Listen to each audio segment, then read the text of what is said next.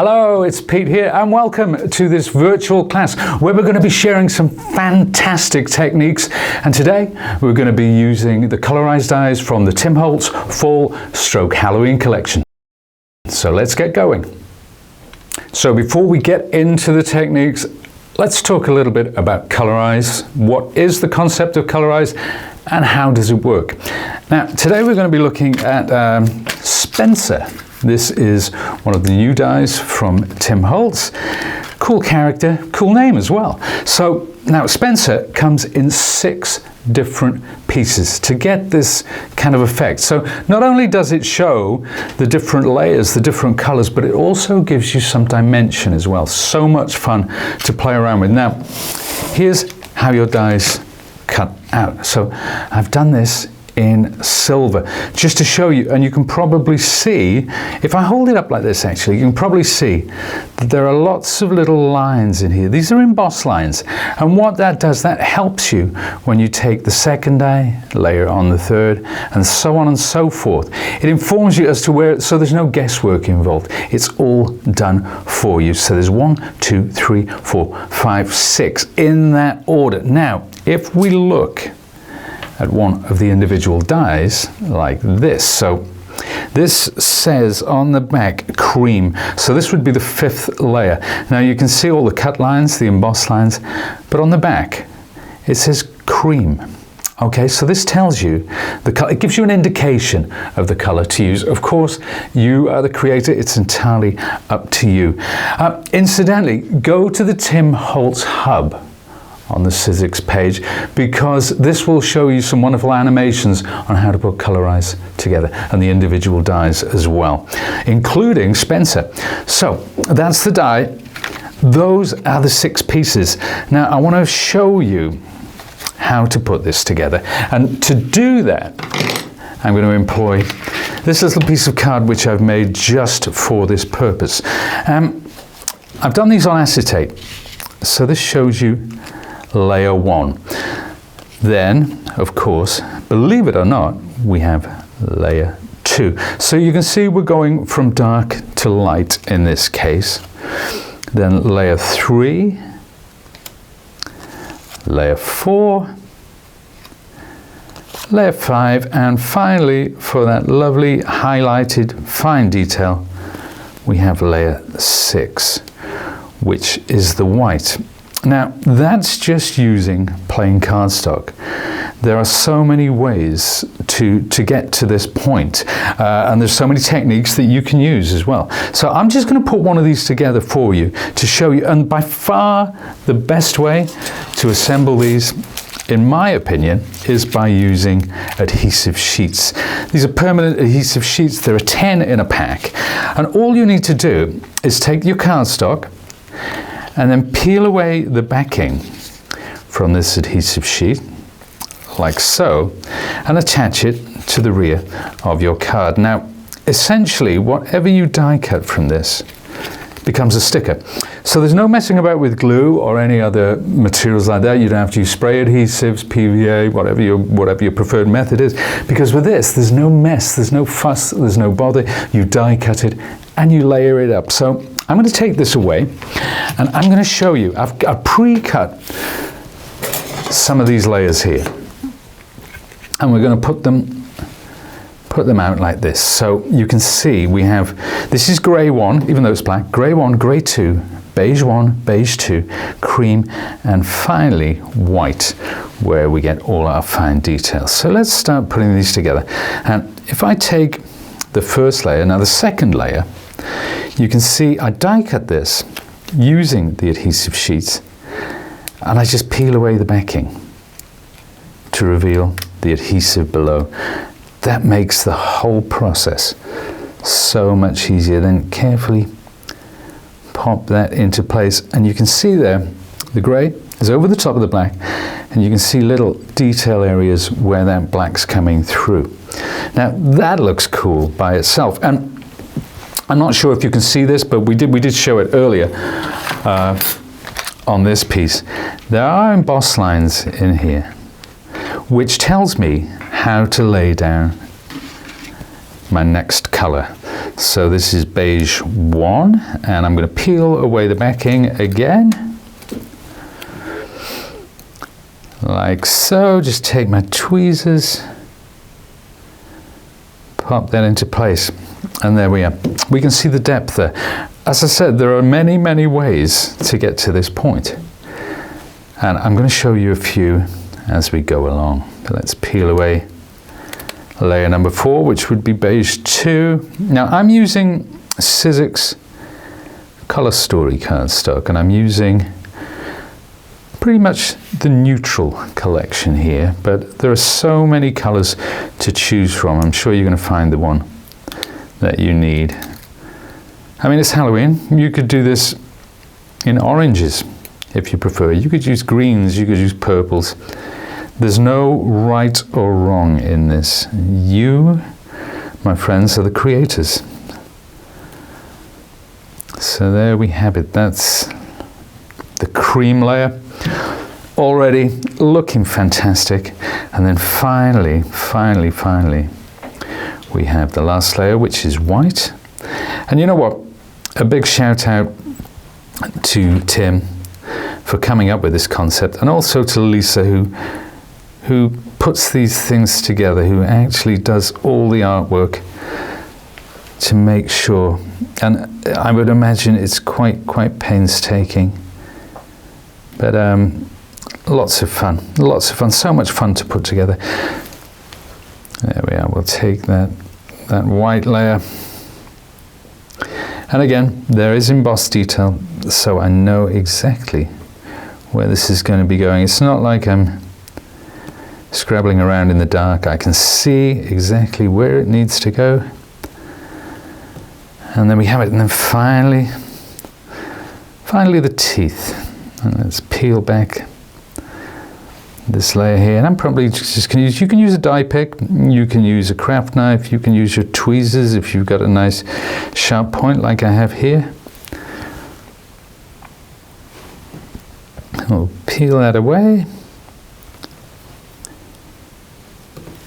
And then last but not least, so I'm just going to tease away the backing. And one of the great things about this as well, the backing, the adhesive and the card itself work so well together to get this effect. The backing comes away easily, nice and clean, never any fuss and bother. Take a look at that. That's pretty cool, isn't it? How about that?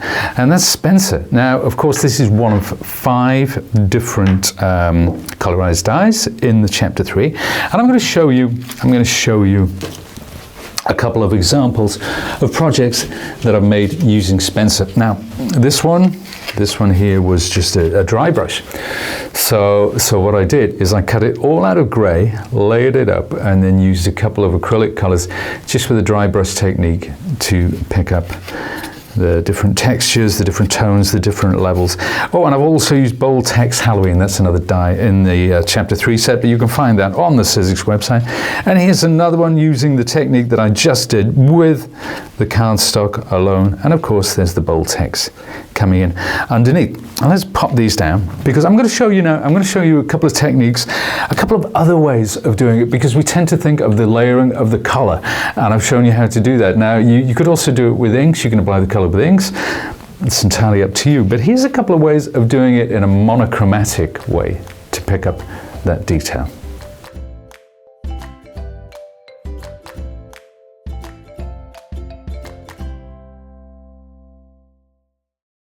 Okay, ready for the next phase? What we've done now, what I've done here is I've die cut Spencer from 6 layers of black card. And that's pretty cool as it stands. But what I'm going to do, I'm going to apply some acrylics, and I'm using Tim Holtz Distress Paints for this. And I'm not going to apply them with a brush. I am going to use a brush because we're going to be doing some dry brush as well. But this is a combination of dry brush and working with a sea sponge, because I just like working with these. They're so much fun, and you get very different effects. So when you combine them with brush techniques, you can have, it's just you can get some incredible results, as we're about to see. Now, let me take Spencer. He's sitting there. So I'm going to go from dark to light. So I've spritzed this sponge just to soften it slightly, not wetting it as such, but I'm going to take quite a dark brown, and I'm going to go over the top. And you can see, when I'm doing this, you can see that it's not like a completely flat finish. And I'm not going into it too heavy, but as I go through, as I use the different colors, I'm going to get lighter and lighter with the weight of application as I get lighter and lighter with the colors. But here already, I hope you can pick that up. That's quite a difference from the black. It's you know, already it's starting to take shape. And this is the sort of technique that anybody can do as well, because there's no rights and wrongs. It doesn't have to be that precise. It's always gonna look good. And I love those techniques that are very forgiving, and this is one of them. So let's take a more of a red. This time it's a brown, but it's a very, very reddish brown. And there we are, we're coming in again. Now I'm going lighter than I was first time. So a lot of the darker brown has gone down to the bottom layers. This one is kind of sitting on the top. And I'm leaving the area with the nose underneath, the jawbone and the eyes, because that's where the deep shadow is going to lie. So next up, I will take this sort of mustard color. And you can see I'm blending it in with that red, so I'm using the two. And if you find that I had a little too much on the brush there, so I'm pressing some of it off.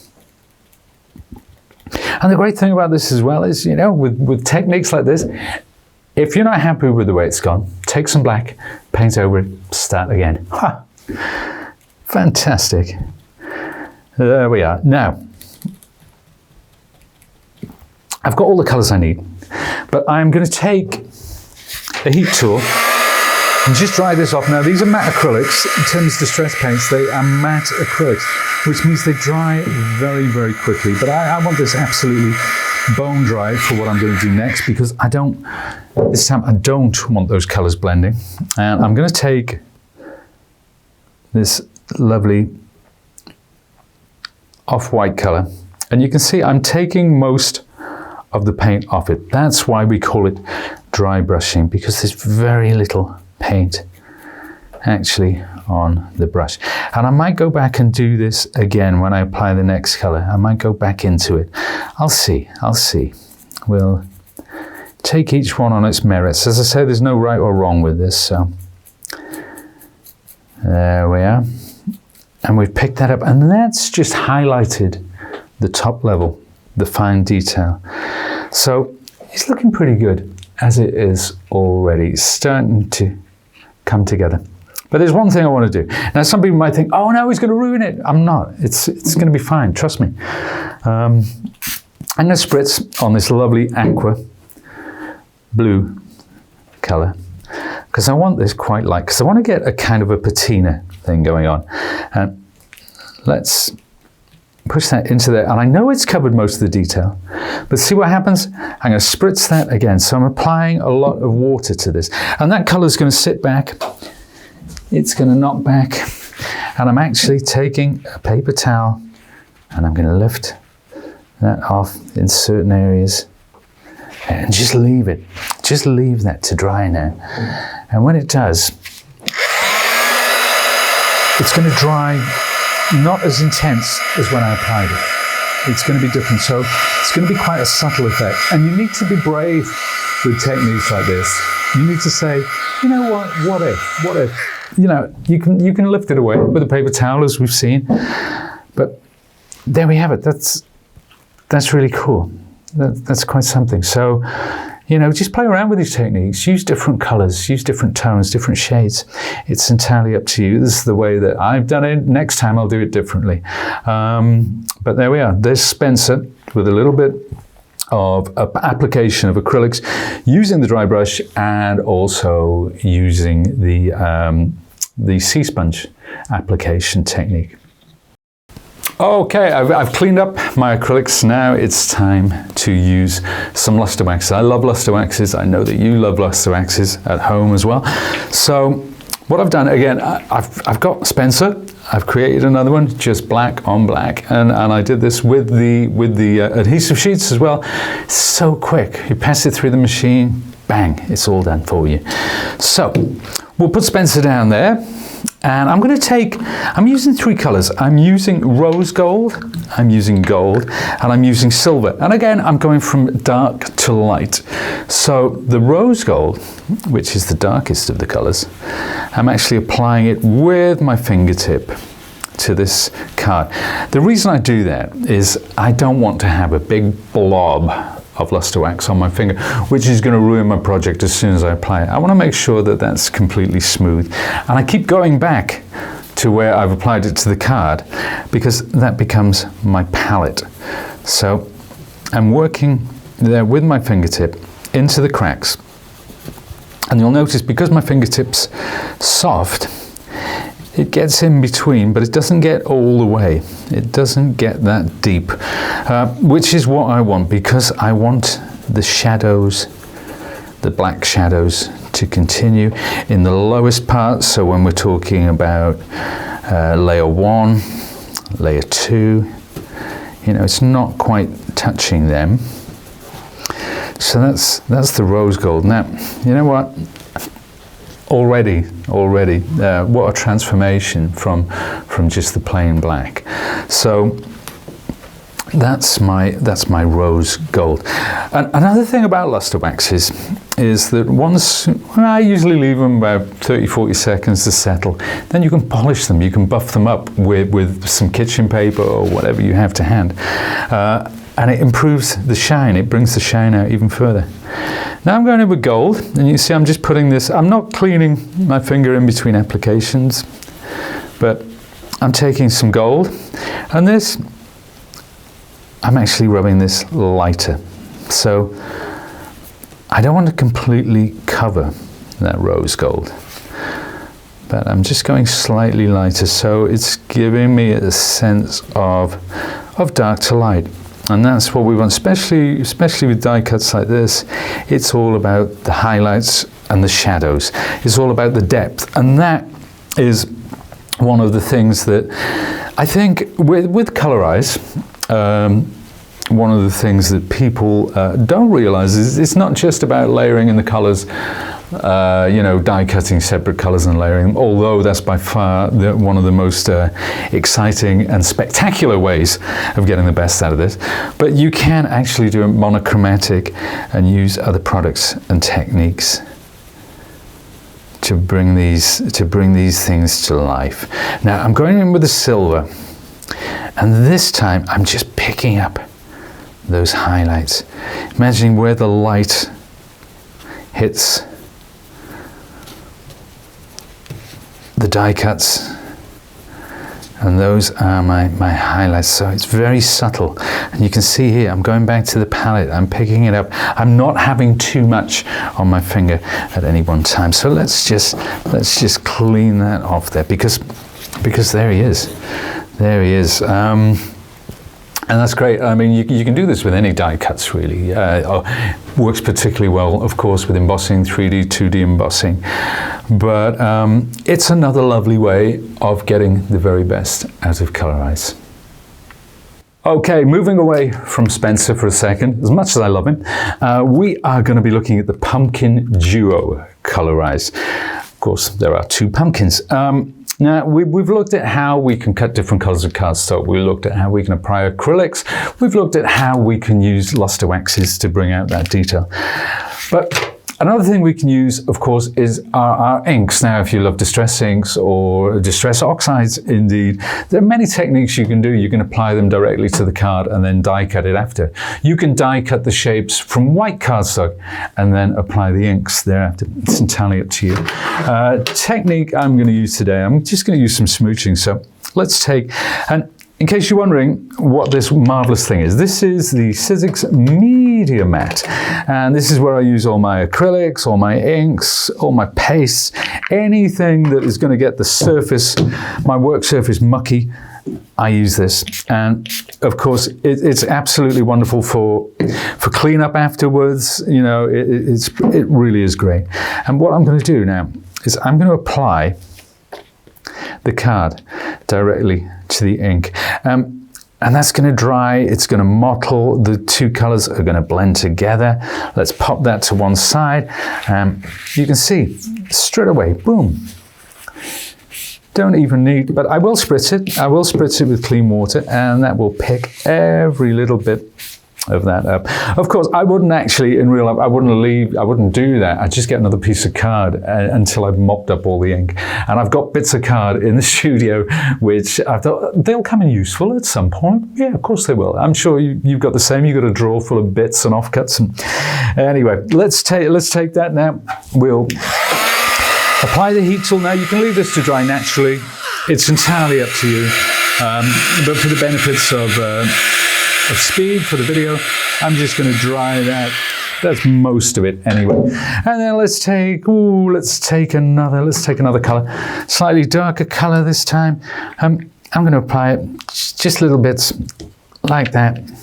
That's rusty hinge, and then spritz it together. Now you can take a tool, you can blend all that together, you can do exactly what you want. But you see, I'm just bashing it around, I'm splattering it. I'm adding another layer, another level there. And then you can spritz this again. Once it dries, it will start to, you get mottling on it, you'll get all sorts of things. You can layer it up with whatever colors you like. But eventually, what it gives you, if you're using different colors. Now, this one, again, it has multi-layers. So you're going from dark to light. You've also got your greens in there for the stalk. And these were all created using that technique that I've been showing you there. It's a combination of the smooching, and it's a combination of applying with a foam sponge as well. So you see, rather than taking gradations of card color, we've actually used the ink there. So we're going, if I put this one here, you can see from dark to light on those oranges and the two separate greens. And then, of course, once they're done, you can die cut those. You can apply your adhesive sheets to the back, should you wish. And this is what we end up with. So we start off with the greens, and I've got the two layers. I've done the two layers there ready. So we've got the detail at the top, we've got the base layer. Then we take the darker of the oranges, lay that there. Then the next layer, one more, and you can see with the gradation, with the different tones going from dark to light, they start to build up and they start to become really three-dimensional, until finally we have those lovely highlights. And that's it. That's all there is to it. Now, I'm going to show you, we've gone through some techniques now, some lovely techniques. I'm going to show you some examples of some of the other Colorize projects that I brought along with me. And we'll talk about some of the other dies as well, just to show you what is in this Chapter 3 Fall Stroke Halloween collection. All right. So, we've also got Otis. This is a color absolutely gorgeous. We've got the bat in two shades. We've got that lovely star hanging down there. This really kind of, is it creepy? Is it fun? I don't know. It's Halloween. It's whatever you want it to be. Then, oh, everybody loves this fellow. This is Myron. This is Myron. Now, not only do you get this wonderful quirky toad, but you get this lovely flyer. I think it's a fly agaric. It's a fly agaric toadstool there. Spencer, we've seen. Now Trick or Treat. This one, it has all those traditional candies. We've got the candy apple there. We've got this really cool frosted cookie. We have the traditional, well, very traditional in America, and certainly that lovely Halloween candy, and of course an eyeball gobstopper. Again, lots. How many dies are in this collection, actually? There really are quite a few. Oh, 29 dies, no less. 29 dies.